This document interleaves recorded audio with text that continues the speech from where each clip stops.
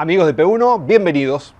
Tras la gratísima primera parte de la historia de Carlos Ruesch la semana pasada, no queda más que seguir desarrollando el camino de este brillante, ingenioso piloto y algo más que piloto, constructor también, que fue este cordobés en las décadas del 60, del 70, casi pisando los años 80. Habíamos quedado en su ingreso con el Numa al turismo carretera, al verdadero automovilismo, al grande de Argentina, que en ese momento todavía no era Sport prototipo, aunque los autos ya tenían esa forma, esa fisonomía que terminaría un año después, en 1969, definiendo una diferencia muy grande entre el TC, que se llamaba TCB, y el Sport prototipo, donde se desarrollaron autos de la más avanzada tecnología para esa época, que durante muchos años permitieron que Argentina siguiera estando en un nivel técnico fabuloso. Recuerden que desde ahí nació también, por ejemplo, el Berta LR, auto que Oreste Berta llevó incluso a Nürburgring también para correr. Ruesch empieza la época del Numa y empieza a modificar el auto. Aquel televisor, esa toma hacia adelante, le pidieron que sea para atrás.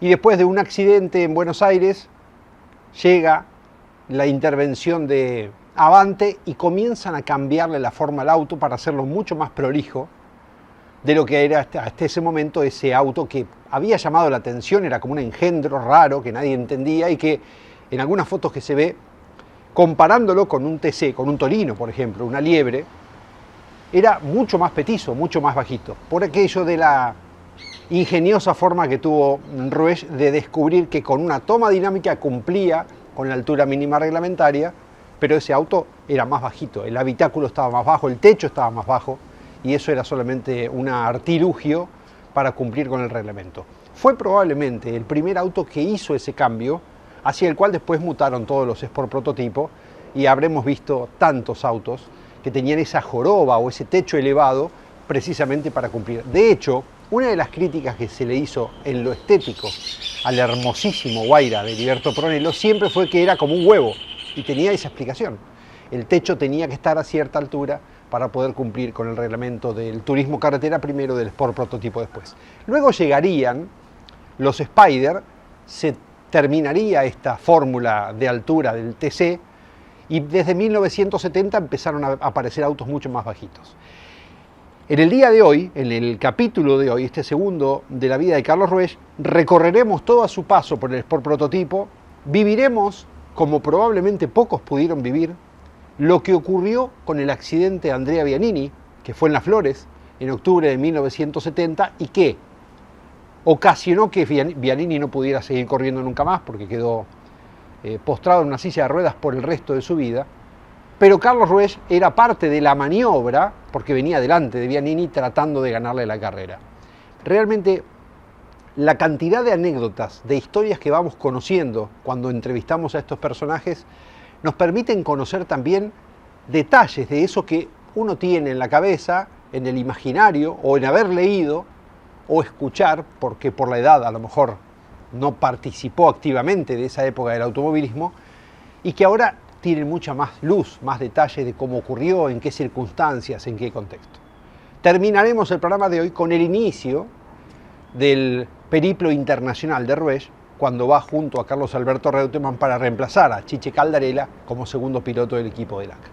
Así que simplemente siéntense, como dice Mauro Feito, abrúchense el cinturón, agárrense fuerte de la silla, porque vamos a tener un programa espectacular de P1 con esta segunda parte de la vida de Carlos Ruesch.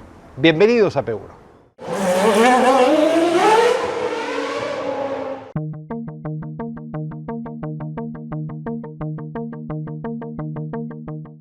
Era presidente Charlie Menditegui y me acuerdo que un día me dice, mirá Carlos, tenemos problemas, ¿por qué no poner la toma para atrás o algo así?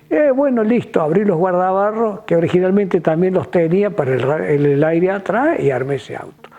El Numa 1 lo fuimos modificando y fuimos avivándonos de cosas que los otros no usaban. Por ejemplo, yo tenía una ida de trompo en el curbón de Saloto y le puse ahí una foto, por ahí se debe ver, él tiene un miriñaque abajo como en B, y con eso sacaba el aire de abajo y se corrigió el problema. Puse spoiler que nadie usaba. Me acuerdo que un día cuando ya tenían las liebres, yo le contaba a Pirín, le digo, si te vas de cola, ponele acá, así, así, porque era así, todos nos ayudábamos con todo. Bueno, ahí sacamos todas las experiencias. La única carrera que me fue bien fue una vez que fue el turismo carretera al Pinar, que salí tercero. Ganó Copelo, segundo Nasif, yo tercero, porque era un circuito que era muy chiquito. Un día me dice Oreste, mira, estoy modificando las liebres, ¿por qué no me prestás el Numa? Bueno, pusieron el motor del Numa, todo, y nos fuimos a Buenos Aires. Y a Eduardo no le gustó el Numa, porque tenía un problema que sí tenía, que le había cambiado las gomas de los tensores traseros por rótulas y temblaba atrás cuando frenaba.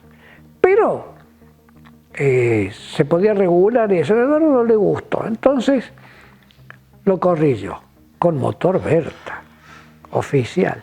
No podía creer. Y bueno, y en la serie venía primero Reutemann, segundo Di Palma y tercero yo, juntos. Era ahí. Y yo me quedé sin freno. Y le pego a Di Palma, que justo venía un cameraman filmando de acompañante. Y se ve la parte de abajo del auto de Luis. Él le pega a Reutemann y quedamos los tres en el pasto. Luis salió lo más bien. Reutemann se quedó haciendo trompos porque nunca se había ido afuera. Y yo, el auto se rompió la trompa, no pude seguir corriendo.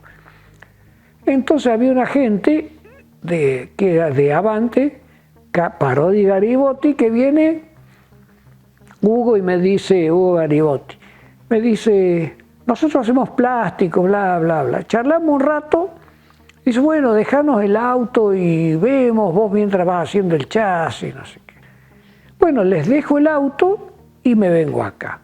Cuando a mí me hablaron de rigidez y la empecé a medir, todos los autos que vi eran de goma. Entonces, con lo que me decía Parodi, lo fui reticulando. No, él me decía cómo era el tema reticular, ¿no? Ni vio el auto ni nada. En la fábrica de un tío mío, mi tío Oscar. Fuimos haciendo todo eso. Yo trabajaba solo y después para soldar, para no atrasarme, porque nunca me gustó soldar, me daban un muy buen soldador y íbamos armando el auto. Lo rigidizamos bastante.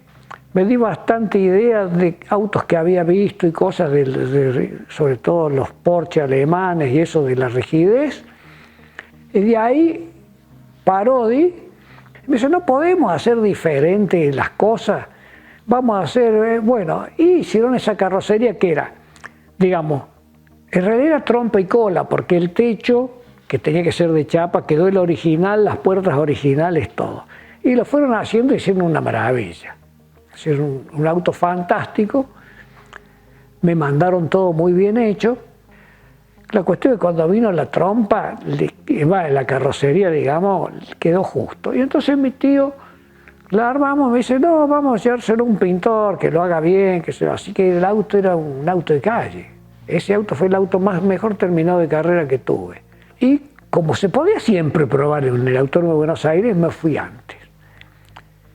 Bueno, casi no, tuvimos que modificar un spoiler porque con el spoiler calentaba el radiador, porque le hacía turbulencia que volviera el aire para adentro.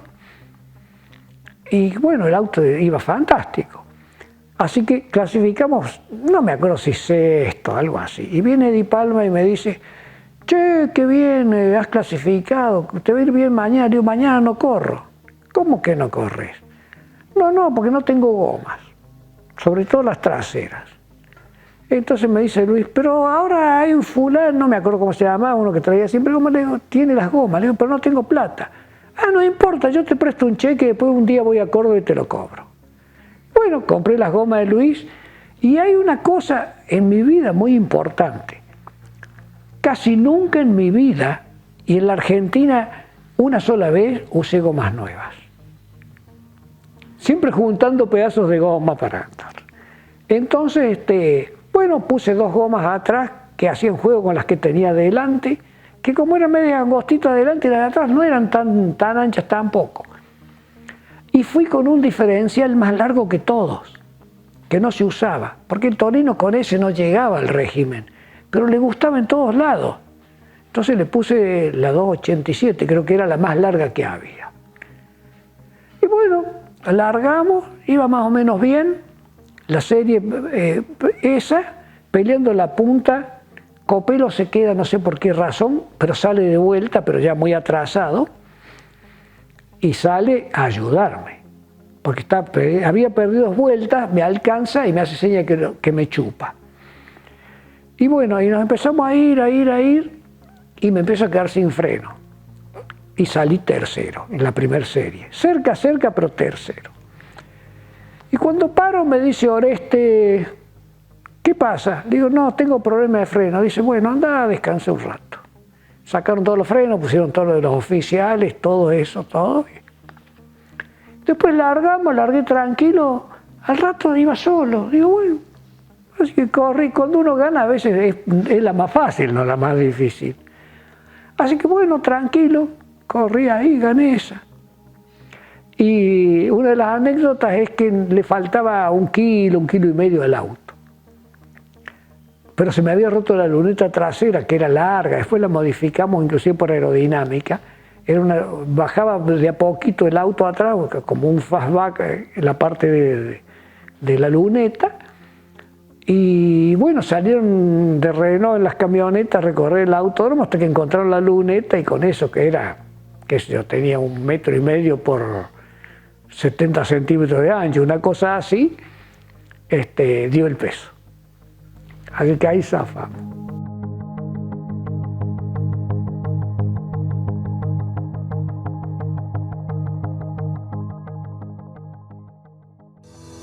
Si estás buscando un repuesto original o alternativo para tu vehículo importado, CBM Auto. Años de experiencia. Miles de clientes satisfechos. Importador directo desde Estados Unidos y Europa. cbmauto.com. Yo, Norberto Fontana, te lo recomiendo.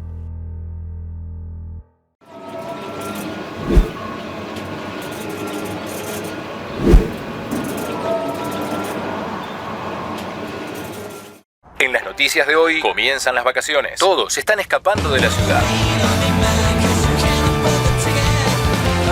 Escapate de los demás, no de la ciudad. Renault Stepway, aventurero por fuera, urbano de corazón.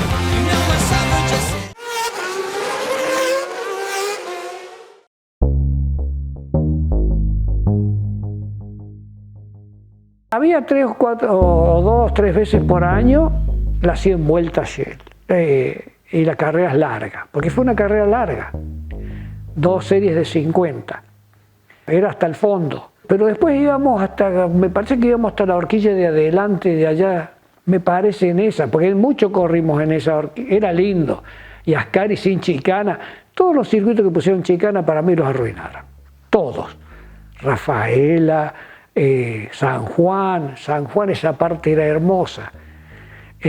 Y Ascari, era lo más lindo que tenía el autódromo.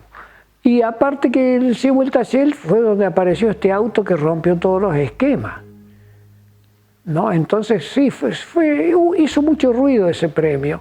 Aparte fue una carrera media cómoda de ganar. Bueno, así que sí, hizo mucho ruido, pero los premios eran monstruosos. Yo cuando gané esa carrera, le compré a la fábrica una pickup Gladiator.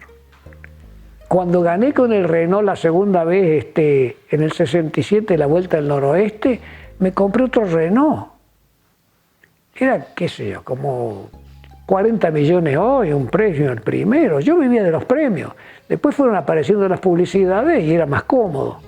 Pero yo vivía de los premios. Yo podía vivir de los premios tranquilo. De ahí compré 4 gomas, por eso es lo que hablaba. Vine a Córdoba y se la Paul los maté. Me acuerdo Pairita y decía, ¿cómo puede ser? Todos hicimos igual o peor que antes y mirá lo que hizo. Bueno, yo me llevaba bien con todo. Aparte eran buenos tipos, todos. Eran unos caballeros, o éramos, porque yo era parte, unos caballeros. O sea, aparte había cosas muy lindas que yo las cambiaría y las pondría como antes. no podías barrer la pista, nunca, no la primera, la segunda, la tercera, no podías barrer la pista. Otra cosa que ayudaba mucho era que los autos eran tan distintos que unos ganaban porque frenaban mejor, otros porque doblaban mejor, otros tenían más velocidad, otros más salida, entonces había lugares fáciles para pasar. Y después los pilotos, en una época, me acuerdo que nos decían que cuando te va alcanzando uno te ponen una bandera azul para que le des paso. Escúchame, para que le des paso. Y así tendrían que ser las carreras en realidad. Cuando vos venís un segundo más rápido que el otro, pero el otro tendría que desaparecer de adelante. Si no, al final no gana ni el mejor ni el más rápido.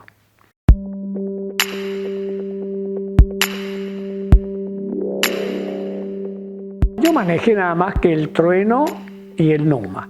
El Numa, que salimos campeones, o sea, ganó el equipo, pero Copelo fue el piloto. Tenía mucho grip, suspensión muy blanda, ¿no es cierto? Y eso es lo que limitaba el auto. El Trueno era como que se deslizaba más y tenías como un poco más de límite para tirarte. O sea que al final eran parecidos, pero no de manejar. Después el Numa tenía suspensión normal, que cuando uno frenaba bajaba la trompa bien, tal es así que la carrera que gané, que éramos amigos de los banderilleros, todo el mundo era amigo. Uno de los banderilleros se tiraba en la horquilla de Buenos Aires en el suelo para ver si tocaba o no la trompa cuando yo frenaba. Y el Trueno tenía una suspensión con otra geometría que cuando frenaba no se bajaba nada. Entonces eran distintos de manejar, pero muy agradable el Trueno y muy confiable. A mí me gustó mucho el Trueno. Y bueno, gané 3 carreras con el Trueno, sin tener gomas nuevas nunca, lo que estábamos nunca. El equipo, podríamos haber ido mejor, pero económicamente se había puesto muy difícil todo. Tengo 2 que son graciosas. La de Buenos Aires no, porque cuando gané en Buenos Aires, sí gané en Buenos Aires también con el Trueno. Cuando gané en el 9, que era me acuerdo que el año anterior habían dicho que los Numa decían del 9 nadie nos mueve, ¿no?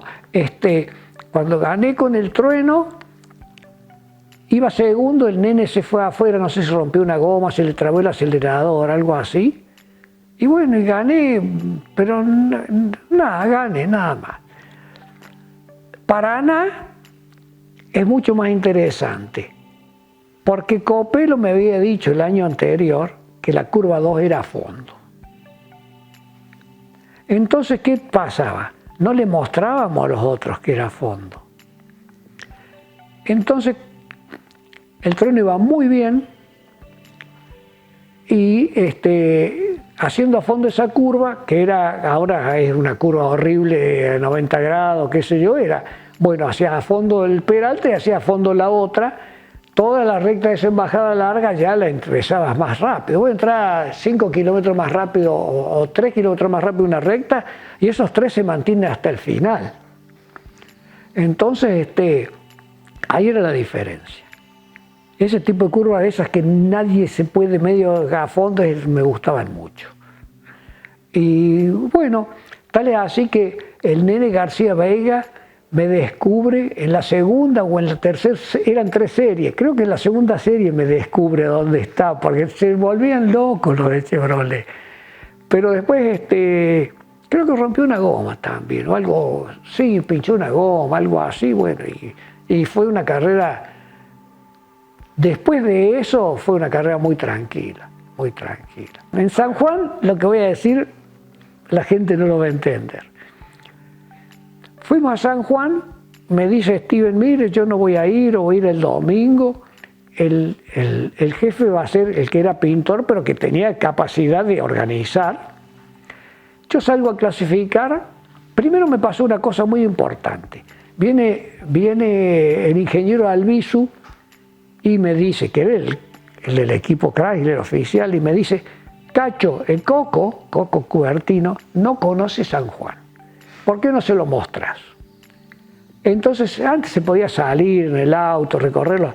Salgo y cuando le voy mostrando San Juan al Coco, que yo ya había corrido en San Juan, me voy avivando. Que por mostrarle a él más exageradas las cosas, digo, por acá va mejor. Y yo me decía para mí, ¿no? Bueno, la cuestión que salgo, para clasificar doy 3 o 4 vueltas y se cortó una rótula de suspensión trasera. Entonces digo, ni se preocupen, no sé si es el 4, el 5. Lo que yo tenía mucha ventaja con ese auto, nunca supimos por qué, que todos se volvían locos, era largando. Los mataba a todos.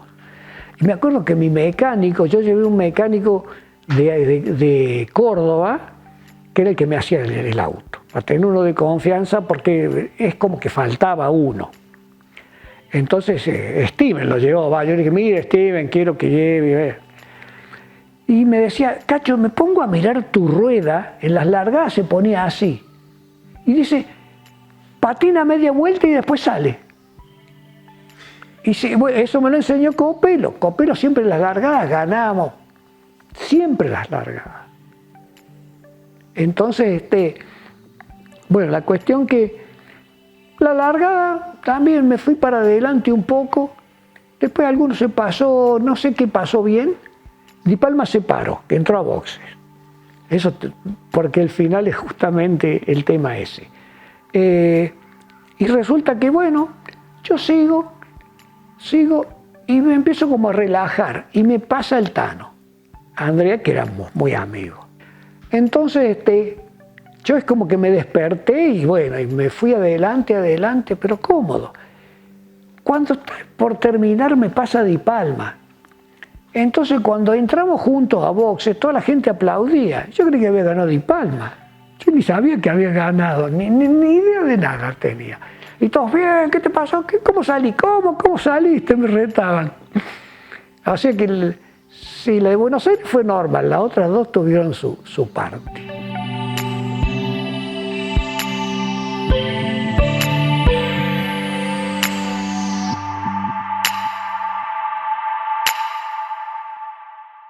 Si visitas Miami, no extrañes lo que dejas por unos días. Visita Las Acacias, el gourmet argentino. Productos argentinos y regionales. Las Acacias, un punto de encuentro en Doral. Encontranos en la 8200 Northwest y la 14 Street.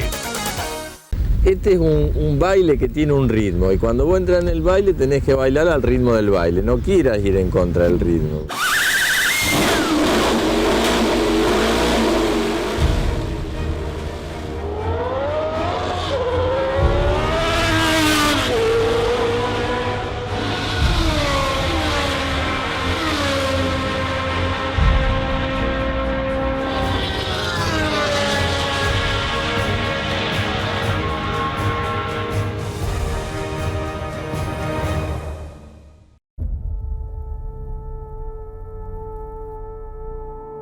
Yo podría contarte que el Cronos tiene 700 kilómetros de autonomía en ruta. Pero también podría contarte de las 700 escapadas de finde con las que comprobé que era cierto. Yo podría decirte que el Cronos tiene un baúl enorme de 525 litros. Pero también que tiene capacidad para llevar todo lo que se te ocurra. Y yo contarte que su caja automática hace que sea más fácil de manejar. Pero también que la hora pico ahora es otra cosa. Podemos decirte todo lo que querés saber sobre el Cronos. Porque sabemos lo que es tener uno.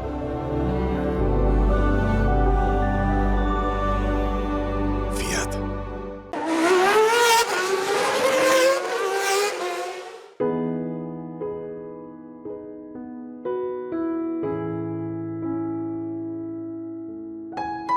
Pues cuando yo empecé a correr y ir a Buenos Aires fuera del equipo, de los Renault, del equipo de Berta, Nassif, Stefano y Bianini me bancaban. Porque ellos quisieron, es más, por ahí yo quería pagar algo y el Tano me decía, cuando tengas plata vas a pagar, y pagaba él, ¿viste? O sea que siempre tuve una relación muy estrecha con Bianini, siempre aparecía todo por intermedio de Mongusi, por intermedio del negro. Y ese día, en Las Flores, que ahí perdí, pasaba primero, si yo ganaba esa carrera quedaba primero en el campeonato. Clasifiqué tercero o cuarto. Y el Tano al lado mío. Y el Tano decía, ya los vamos a pasar a estos. Y la cuestión que largamos, había hecho el 1 García Veiga y creo que el 2 Cupeiro. Largamos y no sé qué pasó, la cuestión que yo quedo primero y el Tano segundo. Y había una curva, la curva anterior a la recta principal, que era casi a fondo, las curvas que me gustan a mí. Entonces el Tano tenía mucho más velocidad, o salía mejor de esa curva, y me pasaba al final de la recta de los boxes. En la frenada yo lo pasaba ya, porque eso ya es tema de chasis, no más, y con el trueno iba adelante hacia todo el misterio y él me pasaba ahí. Y me agarraba la chupada para pasarme en la recta. Entonces, en eso veo que Gastón Perkins venía mal, venía despacio, bien al costado, y digo, si sigo a fondo, pueden pasar dos cosas, pero lo más probable es que me saque el Tano de encima y llegue antes al apex que Gastón. Y así fue. Y el Tano, primero que el auto mío era alto, me dijo que no lo había visto a Gastón ahí, y cuando lo ve, se abre un poco de más para empezar a doblar, ¿viste? Para correr, y ahí toca la tierra y el desastre. Yo me doy cuenta porque cuando paso en los boxes veo la cara de la gente. Sí, yo no vi nada, aparte había que acomodar las cosas para frenar, a tratar de sacármelo de atrás porque no había forma. Y veo la cara de la gente en los boxes y ahí me di cuenta.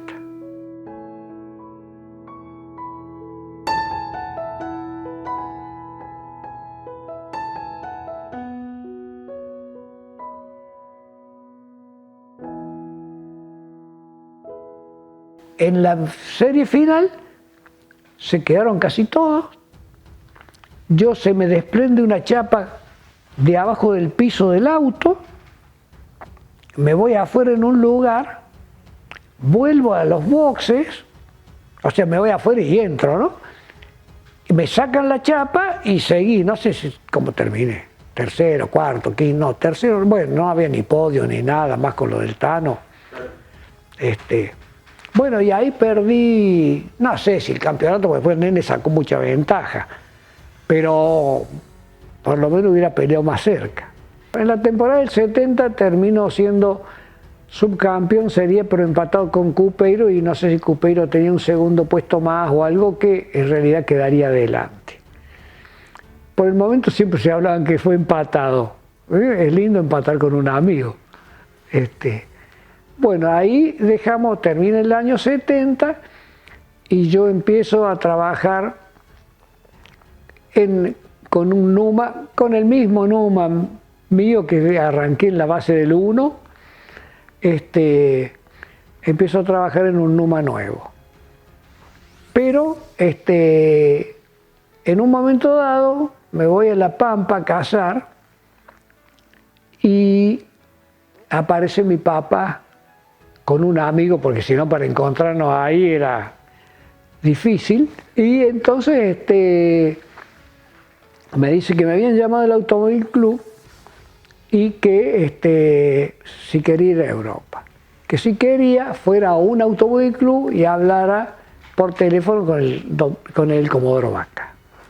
Claro, yo ya había 3 veces me eligieron los periodistas a mí para correr las temporadas internacionales. La primera vez no fui, que fue cuando se accidentó justamente en Mar del Plata en Fórmula 3, creo que fue Martín. La segunda vez fue con un Lola de, no sé si era medio semi o algo así, de Riverán, que Riverán era se mató también después, un corredor de esas carreras trepadas de montaña de Europa. Y la tercera vez, el equipo oficial Lola con, me voy a acordar, uno que no eran, ninguno de esos eran buenos, pero que se terminó ganando una carrera por prototipo internacional con una Ferrari. ya no me acuerdo ahora justo el nombre. Cuando tienen que votar para quién va a reemplazar a Caldarella, me votará a mí.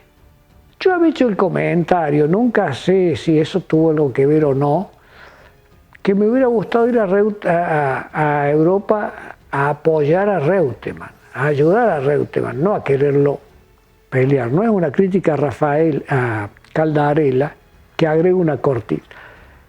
Yo el segundo año en Europa corro con Heilgut, un montón de campeonatos del mundo de moto, y con Sarti otro con un montón de campeonatos de moto. Heilgut me dice que Caldarella es uno de los mejores corredores de moto que vio en su vida. Bueno, la cuestión que me llevan y yo voy con esa idea, evidentemente, porque él tenía mucha experiencia. Aparte yo no había corrido en monoposta nomás que 1 o 2 veces en Rafaela. Entonces, fuimos a Europa.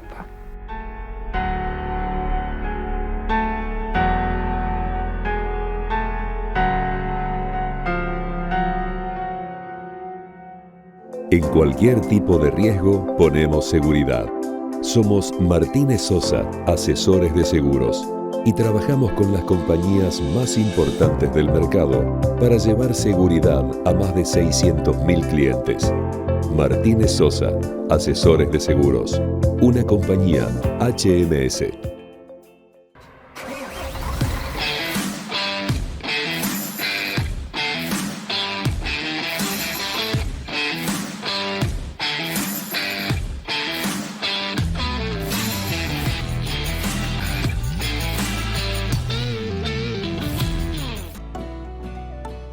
Desafía tus límites. Tonino es tu mejor opción. Si de bicicleta se trata, acércate a Tonino, el surtido más amplio y una gran variedad de productos. 35 años de trayectoria. Visítanos en nuestras 2 sucursales, Lomas de Zamora y Lomas del Mirador. Seguinos como Bicicletas Tonino, www.bicicletastonino.com.ar.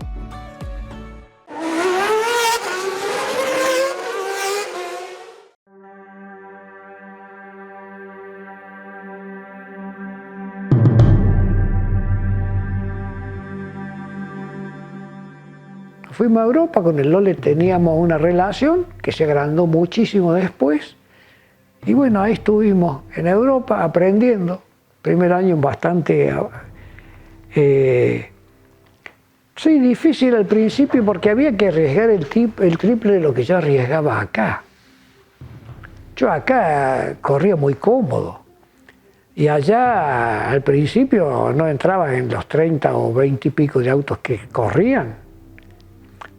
Yo me acuerdo que hubo carreras que fueron a correr 70 autos, 60 y pico autos y corrían los mejores 25, algo así. Así que al principio fue duro y con el Brabham BT30 no me llevaba muy bien, no me gustaba, quería poner el resorte más duro atrás y no me hacían mucho caso, luego me lo hicieron. Y ya apareció el Brabham BT36, pero vino con la asesoría de Alan Fenn, que era el manager de ahí, de Brabham, y bueno, ahí me cambió el mundo. Ahí me cambió el mundo y ya fue un auto lindo, fácil de manejar todo. Yo creo que Carlos fue mucho cambiando hacia mi forma de puesta a punto.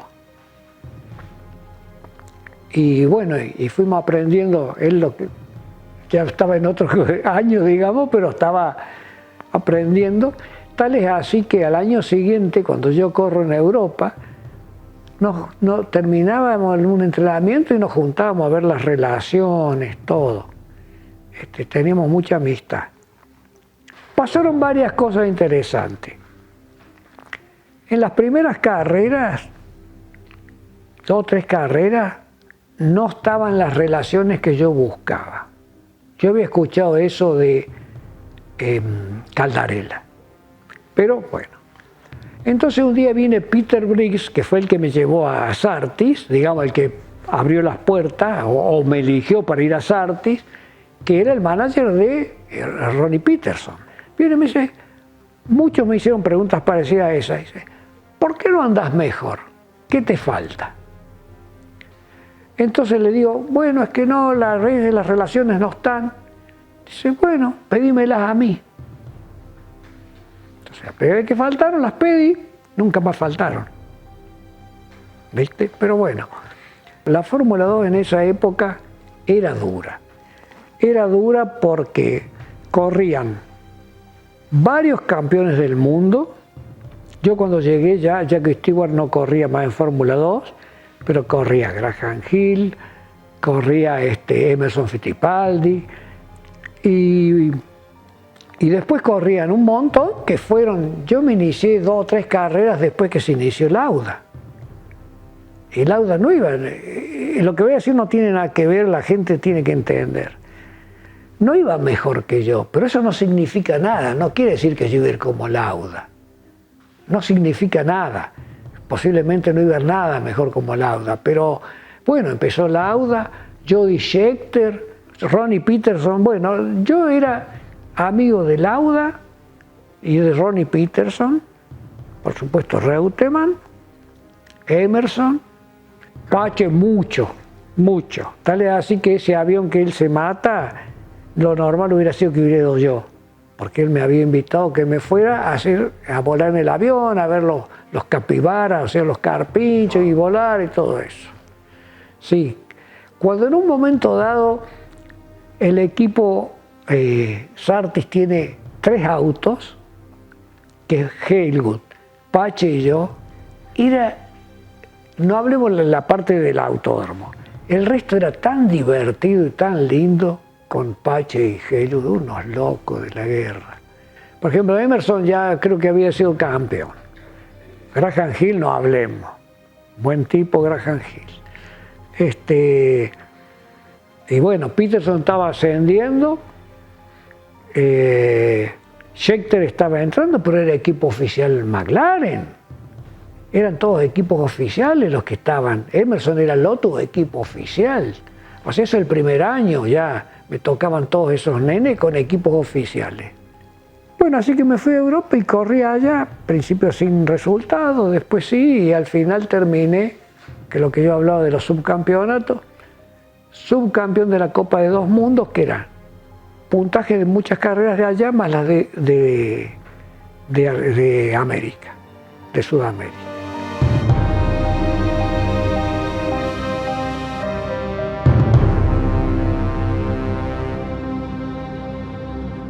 Como dijimos la semana pasada, nuevamente algunas fotos son verdaderos testimonios de lo que ocurría en esa época, de cómo era el automovilismo. Así como vimos la semana pasada el escenario de la calle de boxes sin el paredón, que todavía no existía, en 1968, en el Autódromo de Buenos Aires, los pies colgando de la gente de la tribuna, cómo era el entorno del automovilismo de esa época, para quienes no lo han vivido o quienes sean muy chicos y no tienen el recuerdo vívido de esos años dorados del automovilismo, estas fotos nos permiten repasar y observar el entorno de las carreras. Estos Sport prototipo del 70, mucho más afilados, ya que no existía más la burbuja de la altura mínima reglamentaria entre piso y techo, que los había hecho tener esa forma extraña como la que decíamos al comienzo, del Guaira o incluso el propio televisor de Carlos Ruesch. Eran autos hermosos, que se podían comparar con los mejores del mundo, como por ejemplo el Porsche 917, probablemente el auto más lindo, uno de los más trascendentes de la historia del automovilismo mundial, que nació precisamente en estos mismos años. Gracias a Alejandro de Brito, por supuesto al propio Carlos Ruesch, también a Guillermo Cejas, porque las fotos que hemos mostrado hoy sobre el accidente de Andrea Bianini tienen los derechos de Guillermo Cejas, así que gracias también a él.